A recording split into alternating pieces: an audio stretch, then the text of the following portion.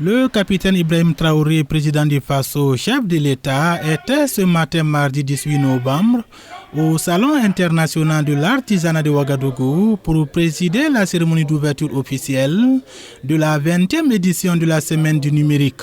Cette cérémonie donne le top départ des panels, démonstrations technologiques, innovations majeures et robots interactifs qui seront les différentes articulations de cette Semaine du numérique. ICA Solutions est une entreprise dans le domaine du numérique. Notamment, nous développons plusieurs solutions à mesure pour les différentes entreprises. La Semaine du numérique, en gros, est une très belle initiative pour les différentes entreprises informatiques et aussi, par exemple, pour les visiteurs. Et pour les visiteurs aussi, les étudiants. Cela permettra une certaine visibilité pour les entreprises et aussi de l'apprentissage pour les différents étudiants. Vraiment, c'est une bonne opportunité pour nous, pour pouvoir faire avoir nos produits comme JOBF et les J Burkina, que nous sommes en train de montrer au public burkinabé qu'ils peuvent rester chez soi-même et avoir accès à nos deux plateformes. Et les usagers qui sont en province n'ont plus besoin de venir à Ouagadougou pour faire les insertions en ligne. Avec la plateforme, ils peuvent rester en province pour vraiment faire l'insertion et l'achat en ligne. Le chef de l'État a invité les Burkinabés à faire de l'IA une intelligence artificielle intelligente, celle qui va révolutionner les secteurs de la santé, de l'économie et surtout à lutter contre la corruption. Aujourd'hui, cherche à combattre un phénomène qui gangrène l'Afrique tout entière. Je ne dirais pas le Burkina, qui gangrène l'Afrique tout entière, la corruption. Nous ne pouvons pas lutter contre la corruption sans intégrer le volet digital. Si nous voulons effectivement lutter contre la corruption, il va falloir qu'on accepte de digitaliser beaucoup de procédures, qu'on accepte donc le numérique dans tout ce que nous faisons dans l'administration. C'est la seule façon de pouvoir lutter contre la corruption. Et notre pays en a besoin. Notre pays en a drastiquement besoin, d'autant plus que nous sommes encore en train de mettre beaucoup d'énergie pour que beaucoup de secteurs soient digitalisés et nous permettent de faire un bond significatif dans la lutte contre la corruption. Et je vous invite donc à continuer dans ce sens, à intégrer, à fédérer tous les ministères sur les différentes plateformes que vous êtes en train de développer pour que cette lutte contre la corruption voit donc un grand avancement dans les 2-3 ans à venir.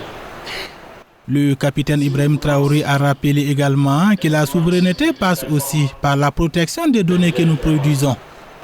Nous avons passé tout le temps à héberger nos données à l'étranger. Ça veut dire que nous ne sommes pas maîtres de nos propres données que nous produisons.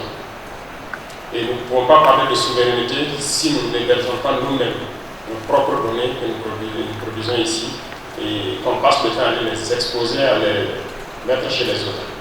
Donc la question de souveraineté intègre impérativement la question aussi du numérique.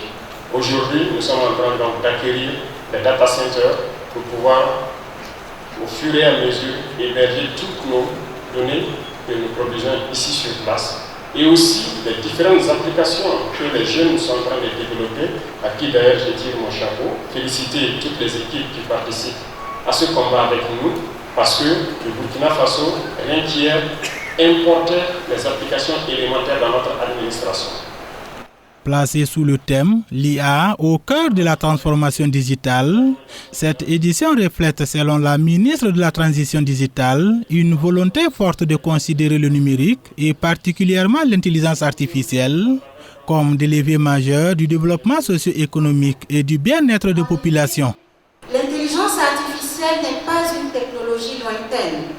Elle est l'arme puissante au cœur de la 4e révolution industrielle qui se déploie à une vitesse fulgurante. L'IA est source d'opportunités immenses pour une administration plus efficiente et transparente, pour lutter efficacement contre la désinformation et les manipulations, pour la gestion optimale de nos ressources, pour une agriculture plus résiliente et plus productive, pour une santé plus accessible et efficace, une éducation plus audacieuse, une finance plus inclusive et une sécurité plus efficace, pour ne citer que ces secteurs prioritaires. Notre démarche est claire. Nous ne voulons pas d'une IA importée qui renforcera notre dépendance et détruira nos chaînes de valeur. Nous ambitionnons de mettre en place une IA qui nous ressemble, alignée sur nos priorités, conçue suivant nos besoins et adaptée à nos réalités. Cette IA sera l'allié qui nous permettra de faire des avancées significatives dans nos quêtes d'une souveraineté totale. Cette édition marque 20 ans du fort, des persévérances et des constructions. La ministre de la Transition digitale souligne que l'heure n'est plus au discours. Elle a également salué l'engagement constant du président du Faso, le capitaine Ibrahim Traoré, dont la vision fait du numérique l'un des piliers de la révolution progressiste populaire en cours dans le pays.